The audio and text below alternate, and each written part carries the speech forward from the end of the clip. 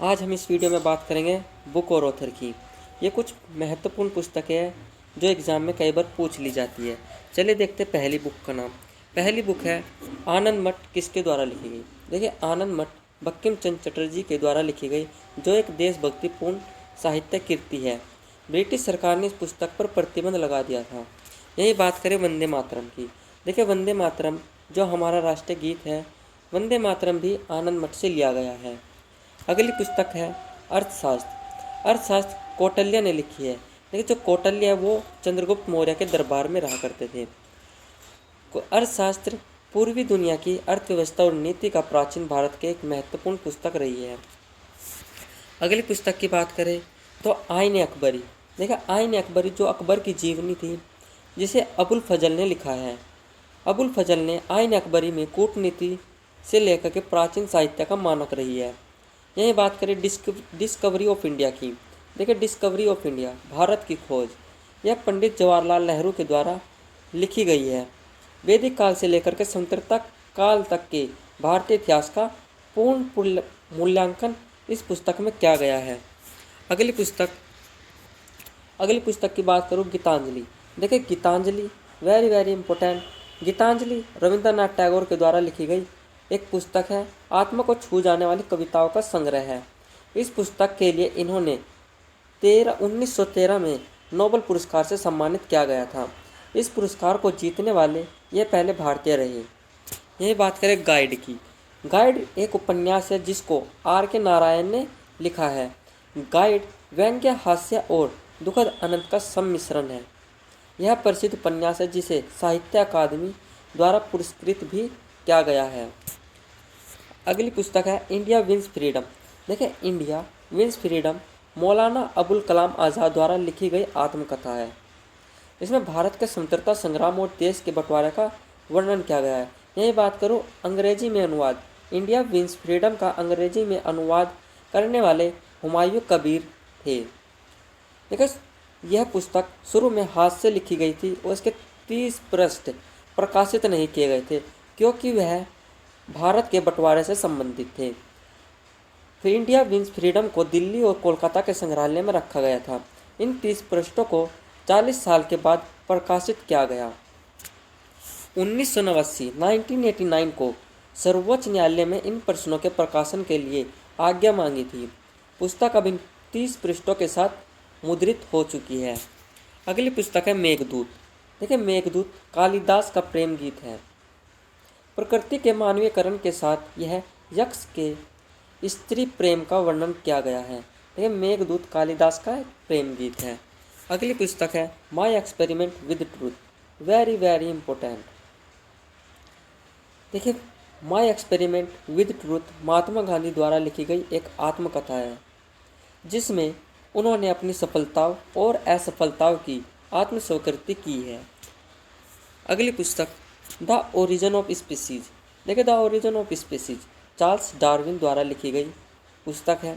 मनुष्य के उद्भव के बारे में जानकारी मिलती है द ओरिजिन ऑफ स्पीसीज में। पुस्तक प्रकाशित हुई थी तब इसको किसी ने स्वीकार नहीं किया था, परंतु बाद में सारे विश्व में इसको स्वीकारा गया। यही बात करें रिपब्लिक की। देखिए, रिपब्लिक को प्लूटो द्वारा राजनीतिक पर लिखित एक प्राचीन पुस्तक थी जिसमें प्लूटो और सुकरात के बीच हुए संवाद का उल्लेख है, जिसमें न्याय क्या है, न्याय का उत्तर देने का प्रयास किया गया है। यही बात करें अभिज्ञान शकुंतलम। देखिए, अभिज्ञान शकुंतलम को शकुंतला और राजा दुष्यंत के प्रेम पर आधारित है। इसको कालिदास ने लिखा था। यह एक नाटक है।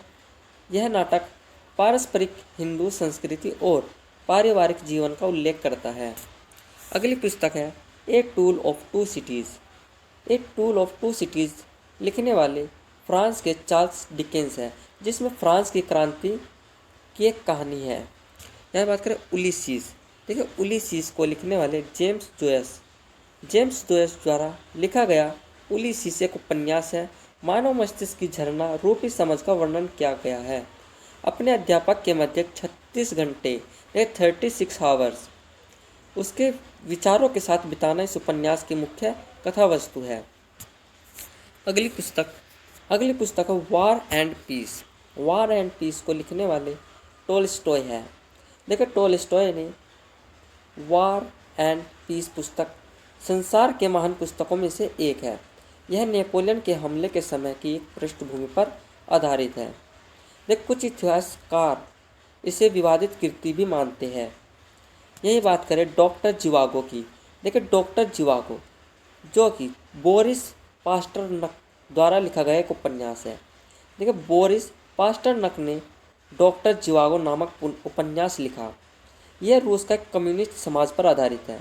देखिए कम्युनिस्ट समाज पर आधारित है। लेखक को इस रचना पर नोबेल पुरस्कार से नवाजा भी गया है।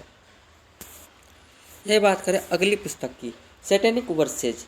सैटेनिक वर्सेज लंदन में रह रहे भारतीय उपन्यासकार सलमान रुश्दी। देखिए Salman Rushdie is very famous writer. Salman Rushdie द्वारा लिखा गया सैटेनिक वर्सेज वर्तमान समय की सबसे अधिक विवादित पुस्तक है। मुस्लिम समुदाय के प्रति विवाद को देखते हुए भारत सरकार ने 5 अक्टूबर 1988 पर इस पुस्तक पर प्रतिबंध लगा दिया था। मुकाजिया कनासुगालू। देखो जो मुकाजिया कनासुगालू है यह एक गूंगी स्त्री के सपने के ऊपर प्रकाशित की गई है। इसको प्रकाशित किया है शिवराम कारंत ने।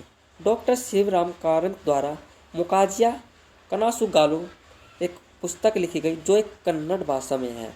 1961 से 70 के दशक की सर्वाधिक सृजनात्मक भारतीय साहित्य की कृति मानी गई है। इसके लिए लेखक को 1977 लेकिन 1977 में ज्ञानपीठ पुरस्कार से सम्मानित किया गया। अगली पुस्तक Kashmir behind the well. Kashmir behind the well नामक पुस्तक को एम.जे. अकबर ने लिखा। किसने लिखा? एम.जे. अकबर के द्वारा लिखा गया Kashmir behind the well. Pakistan सरकार ने इस पर भी रोक लगा दी थी क्योंकि इसमें कश्मीर मुसलमानों को प्रभावित करने में जिन्हा की असफलताओं को दर्शाया गया है। अगली पुस्तक लज्जा या फिर शेर। यह एक उपन्यास है जो बांग्लादेश की लेखिका तस्लीमा नसरीन के द्वारा लिखा गया है।